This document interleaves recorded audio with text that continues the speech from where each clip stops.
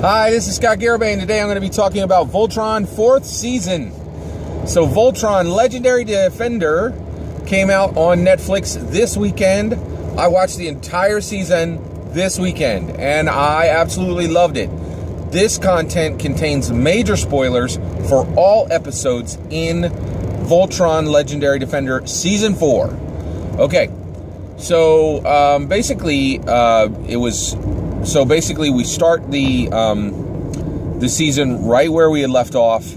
The team is really in a tough time because there's so much transition going on there's so much transition going on. So Princess Allura is now in the blue lion. Lance is in the red lion. Keith is with the Memora, and he's studying to be like this dark blade among that group. And then also, Shiro's back, but he's not in the Black Lion, and it's just all over. Like there's a lot going on, right? So, and actually Keith is in the Black Lion at this point, but he's also studying with the Memora, right? So the whole team is shifted, right? So, and then we end the season. Oh, and then one of the other things is Zarkon. Sorry, backing up a little bit here. So Zarkon is like essentially in a coma, and actually I think he's dead, right? But the Galra witch, who is Zarkon's wife. Sorry, I don't remember her name. She is like essentially she's doing resurrections on him, which is pretty bonkers. Like that's really out there, right? So it was really a great season, and some of the highlights for this. Oh, and then of course also Zarkon is resurrected. He's brought back so that he can lead the Galra Empire. So where does that put Prince Lotor and his entire crew? Right. So Prince Lotor and his entire crew. Prince Lotor's been doing his thing while Zarkon is down, but when Zarkon comes back, it becomes very, very evident that Zarkon and Lotor have an incredibly strained relationship, right? So Zarkon really doesn't see Lotor as, oh, this is my wonderful son whom I love. He's like, this is my son who is a major threat to me, and actually he's about one of the few people who could replace me. So, Zarkon's real disposition toward his own son is to consider him almost as an enemy or like a rival, and that was very dark and sad for Lotor. But at the end of the season, we actually see Lotor take action to save Keith's life, right? And he actually does save Keith, and then we actually end the season with Lotor saying, "Hey, we need to have a conversation," and that's positioning Lotor to actually join the Voltron team, which is like, what? That's pretty crazy. Some of the highlights for the season were Pidge finding her brother. So an entire episode is dedicated to Pidge going out and solving the mystery of where her brother was, and her getting her brother back. And we get some story building scenes with Pidge, where she is kind of like so we see what are those scenes? The scenes where you go back in time. So we see some scenes where we're looking at specifically Pidge's past, and we just get to learn more about her. We get to see her when she was with her father and her brother. And then, we actually get to see a battle between Pidge and her brother. But then once that battle is resolved, we actually get to see the two of them working together and actually solving and doing science together, which was really cool. There was a low point of the season, and that was the show, the Voltron show. Now, actually, I had mixed feelings about this particular episode. One of my only real issues with this was it was kind of a problem in that we got to see Pidge. Actually, we got to see Princess Allura's main assistant. He's voiced by Rhys Darby, and there he's organizing this show, and the whole Voltron crew is just going around to different planets and kind of doing like a patriotic show to rally the coalition and get all these planets on board to help them. Now, I actually really, this was done in Captain America, and I think this is pretty boring from the perspective of a television show, that they're just, they're play acting what we want to actually see. So we're watching a show where actors are, play acting themselves, play acting. It's very, circular. But the reality is, I really do appreciate that the Voltron show is actually getting into issues of this depth, right? Because the reality is, coalition building is incredibly difficult. It is incredibly difficult. And that's why, and the reason for that is you have to reach out to the masses, and that is never easy. You have to go out there and you have to, get all 4 quadrants, and that's a hard message to sell. So what didn't I like about this particular episode? Well, that was Princess Allora's assistant. He essentially used a drug to think creatively to create this show. And then they showed that drug really working and bringing all these really cool creative ideas forward and giving him the energy to do those ideas. And the thing that I had a problem with was you really didn't see much consequence at all for drug use. Now, in a show that is clearly, I don't think Voltron is a kid's show, but it's clearly going to be watched by kids. I think there should have been I would have really handled that much differently, right? In fact, I think you could have taken that whole drug line out and just said that Princess Allora's assistant really got caught up in it, right?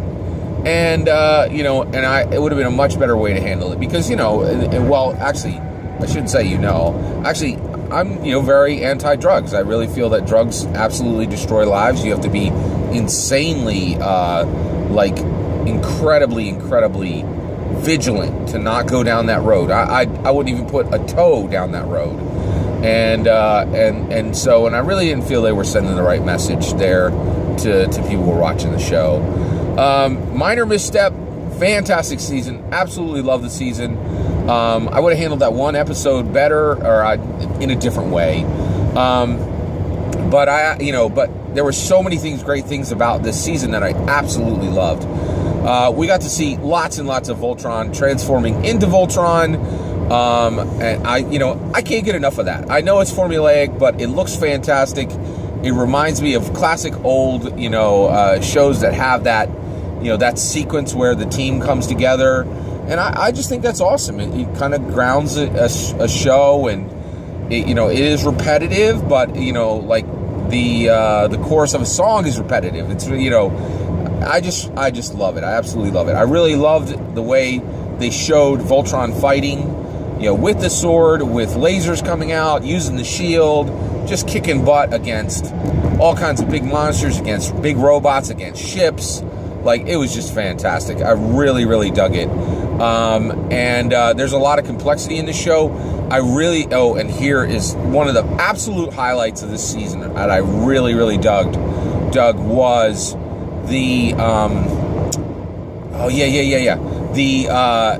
when they are actually out in their spaceships, right? And so their spaceships were really cool, right? So I really love that you get to see space battles with fighters and capital ships and frigate level, in between moderate sized ships. And you got to see slow shuttles and how in numbers they can be used to take down large ships. You could see, just how powerful the energy weapons are on some of these massive Galra ships, right? And how the coalition had to patch together literally freighters, so freighter-sized ships, full-on, space fighters, full-on capital ships. It was fantastic. And I absolutely love that. And I don't take it for granted, because I'm a huge mecha fan, and you get see this kind of combat in a lot of Japanese shows, but you don't really get to see it in American shows. And so I just absolutely loved seeing it in this, this American animation, really diving deep into space combat, and without apology for it, just really getting into these really cool battles. We got to see some great returns of some cool old characters. Those characters who actually stole the Blue Lion from Lance. I think it was back in season 2 or season 3. We get to see the return of them. Oh, it's just so great, man. I'll tell you, I absolutely love this show. I really, I really, really dig my Netflix account. I get so much value out of it, and I really count Voltron toward the value for Netflix. Voltron, in my opinion, is one of the absolute best shows that Netflix is making. I absolutely love the mechs. I love Voltron himself. I love all the space combat, and I love the team. The team is the best, man. Like, we have Pidge, we have Lance, we have Keith, we have Shiro, we have Hunk is in there, Princess Allura. You got, all those characters are friends who fight. Like, they are friends to the end, but they're constantly fighting amongst each other. But one of the things I really like about this show is showing that friends can fight, but at the end of the day, you're still friends, right? And also one of the things I really love about this show is it shows how incredibly difficult it is to have a team stay together, because people are always going in different directions, and they're growing and they're transforming and they're evolving. And if you need somebody to be in one place, to be on a team and do one thing all the time, and they want to grow and evolve, that is going to put strain on your team. And I really love the way you get to see that in this super fun, animated show, and just how super, fun they make that complex situation and that complex task. They deal with it with such maturity, and it's just great. And I really, really, really love how everybody's getting their moment, right? Pidge got her moment in this season. Hunk had his season, his moment in another season. Shiro's had a really awesome arc. Keith has had a great arc. I think the only person who hasn't really had a tremendous arc is Lance. And honestly, I can't complain, because you can only squeeze in so much, you know what I mean? So and they give so much respect to each character, and the friendship that's portrayed on scenes is just so heartwarming, because I will tell you right now, it is hard. It is in this real world where there are real challenges and there are real disruptions to life. It can be very, very hard to maintain friendships. Right now, I'm dealing with the loss of a friend. I see this friend way less, and the reason why is this friend has kicked himself into high gear and is doing all these things to improve himself, to improve his life, to get more education, and I really miss that friend, right? And there's a lot of strain on our friendship group where this person is not where they used to be, you know what I mean? And we all need to be just like, the Voltron team was when Keith was like, I need to do this with the Mamora, and the whole team was supportive of him and gave him that big hug. You just have to realize people evolve, and they can't always stay in the same place, and sometimes that's going to cause friction in your real life. So I love the way that they're showing these characters going through real life arcs, like with real troubles. And the Netflix show is just doing it in such a literally colorful way and a figuratively colorful way. I love, the space battles, the giant robots, the colors, the uniforms, the joy, everything. I cannot say enough about this show. I absolutely love Voltron, legendary defender. And I'm just so thankful for Netflix for continuing this show and for supporting it and giving it a lot of love. And I'm so happy, and I was just thrilled to see that season drop, and it just adds a few moments of joy into my life. And honestly, I have to tell you folks, I have a lot of moments of joy in my life. So, I'm really blessed, and Voltron is just one more blessing. And this is me hoping that you guys out there are having some blessings in your life as well, even if it's just something small like a great animated show. And all the best to you guys, and I just wanted to give you my thoughts on Voltron Season 4. Take care.